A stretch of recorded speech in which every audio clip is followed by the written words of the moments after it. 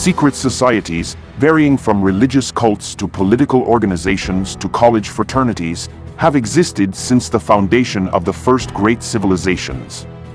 Members, who included philosophers, artists, presidents, and even astronauts, often conducted their business in private, hidden their activities and occasionally their identities from the public. Others dressed coded garments or jewelry, while others used secret handshakes and symbols. They have deposed monarchs, reshaped nations, affected poets and artists, and altered people's perceptions of God. And they're still here. What were they up to in the shadows? What is the meaning of their strange rituals?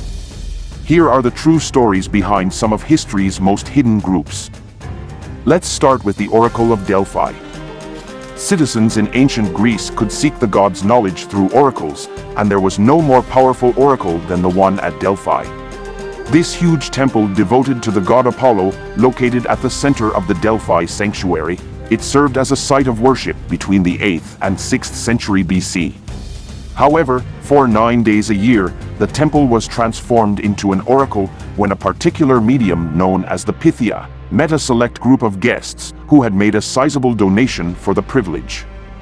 Pythia, usually a young woman from Delphi, will drink and bath inside the waters of the Cassotis fountain on the designated day. She then enters the temple to take her seat in the Adyton, the inner sanctum. The oracle never actually spoke. Instead, she went into a trance, induced by unexplained vapors, based on the Greek historian Plutarch, writhing and convulsing, while she produced weird sounds and cries. The priests analyzed these remarks and formed a response, which gave them enormous power, particularly when the topic concerned crucial political matters. Next is the cult of Mithras.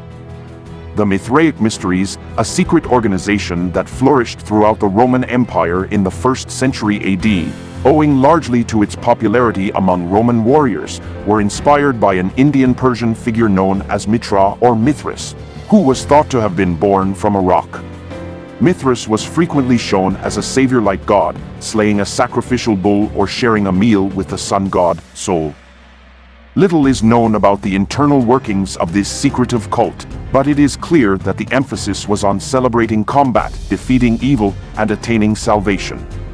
Before being regarded fully vested members or syndexioi, sealed by a handshake, all applicants had to pass 7 complicated steps of initiation, including conducting animal sacrifices.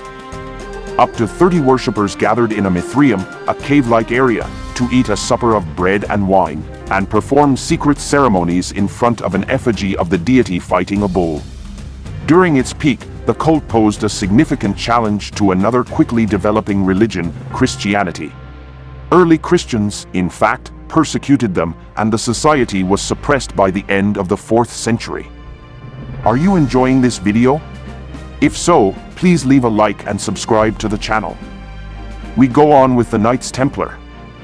Only the First Crusade, which took Jerusalem in 1099 and massacred most of the Jewish and Muslim people who sought to defend the city, accomplished substantial advances in freeing the Holy Land from Muslim authority.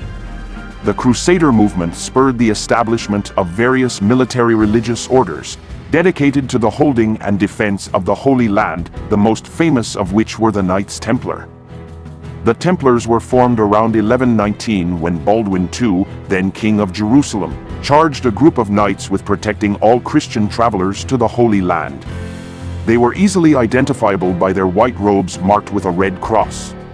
They specialized on finance, and quickly rose to become one of the most powerful knightly organizations, even being credited with inventing a new banking system.